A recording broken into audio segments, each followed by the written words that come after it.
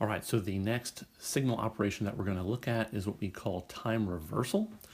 In this operation, what we do is we take an original signal, say x of k, and we reverse it in time by replacing all the k's by minus k. So you can see that's the operation that's done there.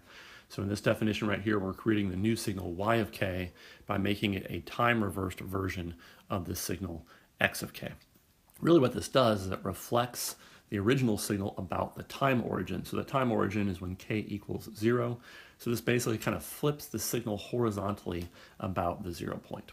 So that's our definition of time reflection. Let's go ahead and work through a few examples so you can see that signal operation in action. So here is the first example that we'll work with. We'll keep it kind of simple. Let's make x of k a signal that is 0 everywhere except for being 1 for these values at times 3, 4, 5, 6, and 7. So it's kind of this rectangular pulse that is on for just a few samples. And what we're going to do is we're going to find the time reversed version of x of k. So we'll call that new signal that we create y of k. So one way to think about this is just at each point in time. So what do I mean by that?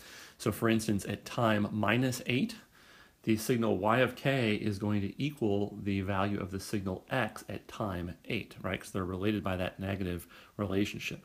So originally I had a 0 up here at time 8, so at time -8, I'm going to have a 0. Then what about at time -7? At time -7, my signal y is the value of x at time 7. So originally I had a 1 there, so now I have a 1 here in the new signal that I'm creating. At time -6, I need to look at time +6 in x and write down whatever that value is, which is 1. And then just keep going. At -5, we write down the value of x at time 5, which was 1. At 4, it's 1. At 3, it's 1. Now we get to time -2. At time -2, for y, I need to go look at x at time +2, which was a 0, which is why I wrote down a 0. And then just keep going. The rest of these are all 0.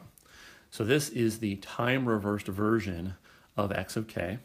And you can see what's happened. Basically, we originally had this rectangle up here at positive time, and it has flipped about the reference point k equals 0 to end up back here at negative time. So that's what we mean by this kind of horizontal reflection about the time origin.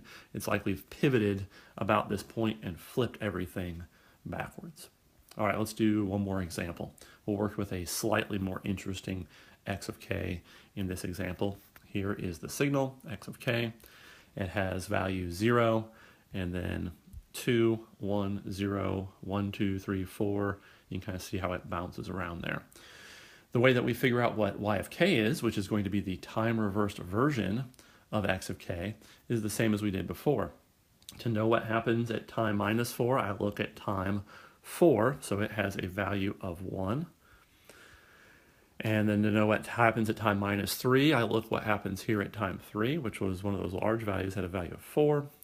And basically, yeah, I kind of write down these values kind of in backwards order, in forwards order here to create my signal y of k. So I just write those down one by one in reverse order.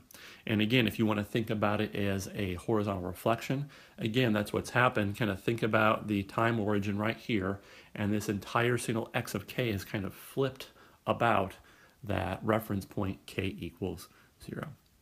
So that's it for now. That is a short video demonstrating how to perform discrete time reversal. We did 2 quick examples. We'll move on to our next discrete time signal operation in the next video.